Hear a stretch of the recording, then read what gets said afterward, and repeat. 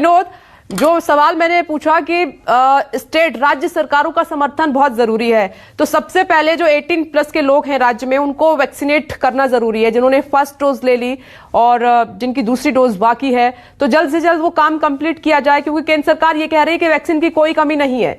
बस राज्य सरकारों को फोकस करना है कि जल्दी वयस्कों को वो वैक्सीनेट कर दें और फिर बच्चों की बारी आ जाए।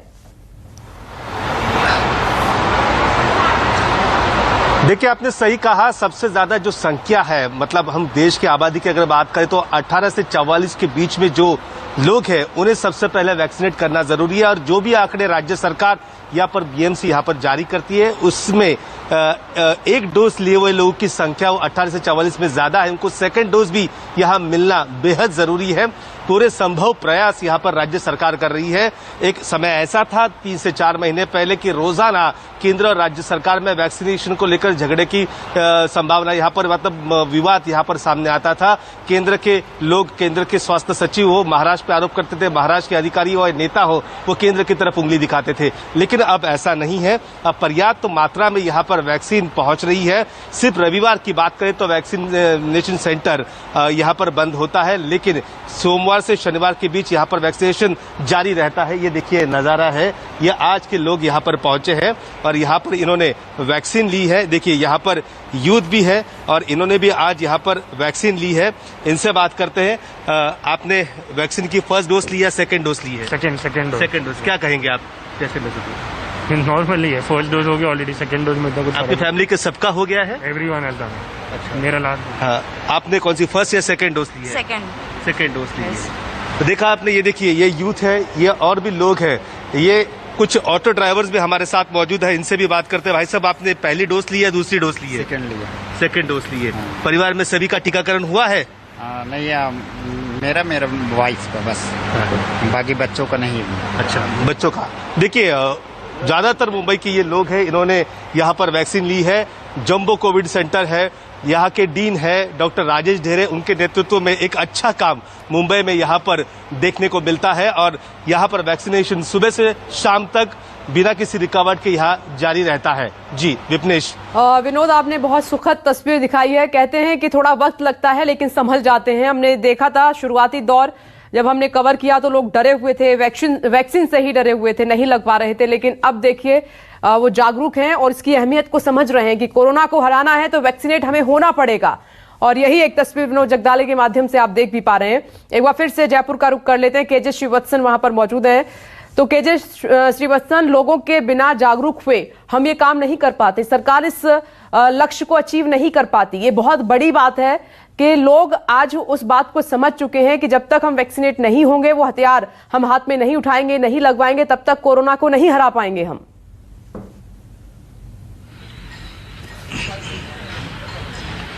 जी बिल्कुल विपनेश, देखिए आपने बिल्कुल ठीक कहा कि मिलजुल कर कोशिश करनी पड़ेगी। इससे शायद राजस्थान से बेहतर, राजस्थान के जो राजनीति में बहुत दिलचस्पी रखते हैं उनसे ज्यादा कौन जान सकता है, क्योंकि राजस्थान में कांग्रेस की सरकार है, केंद्र में एनडीए की बीजेपी की सरकार है।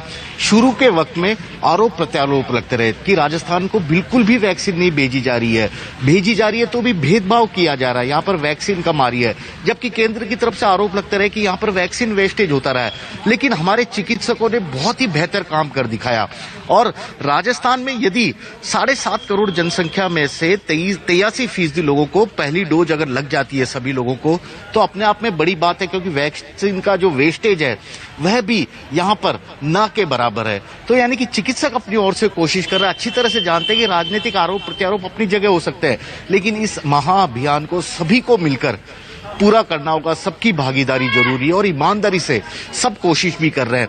शायद यही वजह है कि आदिवासी इलाकों में लोग वैक्सीन लगाने नहीं जाते थे, लेकिन हमारे मेडिकल स्टाफ उनके यहाँ नावों में बैठ के गए, पानी में, बाढ़ के दौरान भी वे उन्हें वैक्सीन लगाने गए थे। अब जैसा कि मैंने अभी कुछ देर पहले बताया था कि वैक्सीन लगाने वाले लोगों पर सांप तक छोड़ दिया गया सपेरों की बस्ती में, लेकिन फिर भी उन्हें समझाने लगे कि वैक्सीन के फायदे बताने लगे।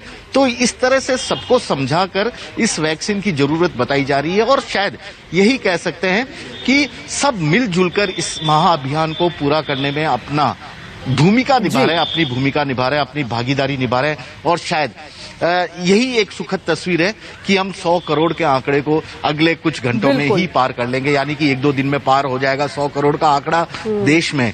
और इस तरह की उम्मीद की जा रही है कि यह अभियान इसी तरह से लोगों के सहयोग से, चाहे वो राज्य हो, केंद्र हो या आम जनता हो, सब मिलकर इसे पूरा करेंगे।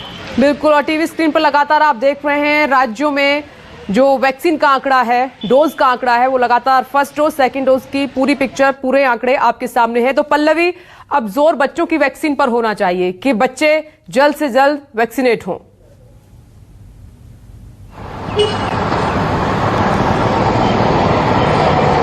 जी बिल्कुल, इसमें कोई दो राय नहीं है, क्योंकि जिस तरीके से कुछ राज्यों में देखें तो 9वीं, 10वीं, 11वीं और 12वीं के बच्चे जो हैं वो अब स्कूल जाने लगे हैं। कुछ राज्यों ने ये संकेत दिए थे कि जो छोटे स्कूल के बच्चे हैं, यानी पहले से कक्षा से ऊपर के बच्चे हैं, उनके लिए भी ये संकेत मिल रहा था कि उनके क्लास भी खोले जाएंगे। तो ऐसे में माँ बाप के लिए सबसे बड़ी चिंता यही है कि बच्चों को अगर स्कूल हम भेजते हैं बिना वैक्सीनेट किए हुए तो कहीं कोरोना तो नहीं हो जाएगा। और इसीलिए सरकार पर यही दबाव है कि सरकार जल्द से जल्द बच्चों को वैक्सीनेट करने की प्रक्रिया जो है वो शुरू कर दे। हालांकि इसके लिए लगातार जो है DCGI के सामने बहुत सारे कंपनीज के जो है डेटा अभी खंगाले जा रहे हैं, जिसमें भारत बायोटेक और जाइडस को जो है मंजूरी दिखती नजर आ रही है। हालांकि जाइडस को 12 से ऊपर के बच्चों के लिए है, लेकिन भारत बायोटेक 2 से लेकर 14 साल के बच्चों तक उन्होंने ट्रायल किया है, जिसके लगभग जो है रिकमेंडेशन DCGI के पास पहुंच चुके हैं। लेकिन अभी तक उसको हरी झंडी नहीं मिली है। लेकिन यही माना जा रहा है, जो सूत्र ये कह रहे हैं कि इस महीने में जो है हरी झंडी उनको मिल सकती है। और हरी झंडी मिलने के बाद तकरीबन 15 से 20 दिन का वक्त लगेगा जब छोटे बच्चों को वैक्सीनेट करने की प्रक्रिया शुरू होगी। तो जाहिर तौर पर सरकार की तरफ से प्रयास जरूर किया जा रहा है, और प्रयास इसलिए भी करना जरूरी है क्योंकि कोरोना इस वक्त खत्म नहीं हुआ है और लगातार सरकार खुद अपील कर रही है कि कोरोना से अभी डरने की जरूरत है। ऐसे में जरूरी ये है कि बच्चों को भी इससे बचाया जाए। बेशक बच्चों में जो है सिम्टम्स जो है वो ज्यादा नहीं दिखाई पड़ते हैं, लेकिन वो कैरियर के तौर पर जो है वो काम कर सकते हैं, और इसीलिए उनको वैक्सीनेट करना बहुत जरूरी है, क्योंकि कोई भी ऐसा वेरिएंट या कोई भी कोरोना का खतरा कहीं से भी ना हो किसी और को। इसीलिए बच्चों के लिए वैक्सीनेशन होना जरूरी इस वक्त जानकार लगातार यही कह रहे हैं। तो आने वाले कुछ दिनों में इसकी भी स्थिति साफ हो जाएगी, लेकिन लगातार वैक्सीनेशन की प्रक्रिया जो है जो बड़े लोगों में है उसको बढ़ाई जा रही है। जैसा कि अलग अलग स्टेट की बात आ रही थी, तो लगभग 102 करोड़ डोज जो है वो अभी और दिए गए हैं केंद्र सरकार की तरफ से, और ये कहा जा रहा है कि लगभग 10 करोड़ के आसपास जो है अभी बैलेंस राज्य सरकारों के पास बचा हुआ है। तो लगातार जो है राज्यों के पास भी भेजे जा रहे हैं, वहां पर कमी नहीं हो रही है। कुछ इलाकों से जरूर ऐसी खबरें आ रही हैं कि थोड़ा हेजिटेशन अभी भी है, लेकिन वहां पर भी लोगों को समझाया जा रहा है, काउंसिल किया जा रहा है कि वैक्सीनेशन ही जो है कोरोना के खिलाफ बचाव है। तो ऐसे में वहां भी काम लगातार किया जा रहा है। स्वास्थ्य मंत्रालय लगातार अपनी टीम्स भेज रहा है। अगर मैं केरला की बात करें तो केरला में जिस तरीके की स्थिति थी विपनेश, तो स्वास्थ्य मंत्रालय की तरफ से लगातार वहां पर टीम गई, टीम वहां पर लगातार मुआयना कर रही थी। वहां पर जानकार जब पहुंचे उन्होंने अलग अलग वहां पर रिकमेंडेशंस दिए। हालांकि अभी भी केरला में सबसे ज्यादा मामले, पूरे देश के आंकड़े देखें तो उसमें सबसे ज्यादा केरला के केसेस आ रहे हैं और सबसे ज्यादा डेथ रिपोर्ट भी वहीं से हो रही है। लेकिन फिर भी धीरे धीरे वहां पर कमी आती जा रही है। तो ऐसे में स्वास्थ्य मंत्रालय लगातार यही कोशिश कर रहा है कि एक तरफ कोरोना के केसेस में कमी आए और दूसरी तरफ से वैक्सीनेशन की जो प्रक्रिया है उसमें गति और ज्यादा मिलती रहे। हालांकि अभी इंतजार सिर्फ इस बात का करना होगा विपनेश की जो 100 करोड़ का आंकड़ा है वो कल या परसों आता है, क्योंकि उसके बाद जो है जो स्वास्थ्य मंत्रालय की तरफ से आयोजन या जश्न होगा वो देखने लायक होगा, क्योंकि बड़े स्तर पर किया गया है। न सिर्फ केंद्र सरकार, राज्य सरकारों को भी इसके बारे में सूचना दी गई है, और इस सूचना के बाद जो वहां तैयारी है वो 100 करोड़ के आंकड़े के बाद देखा जाएगा कि वो किस तरीके से मनाया जाता है, क्योंकि एक बड़ा अचीवमेंट है ये। सिर्फ सरकार का अचीवमेंट नहीं होगा, ये देश का अचीवमेंट होगा कि 100 करोड़ का आंकड़ा इतने कम वक्त में एक साल के अंदर तय कर पाना एक बड़ा जरूर माना जाएगा, एक अचीवमेंट विपनेश। उस सेलिब्रेशन की तस्वीर भी न्यूज़ 24 दर्शकों को दिखाएगा।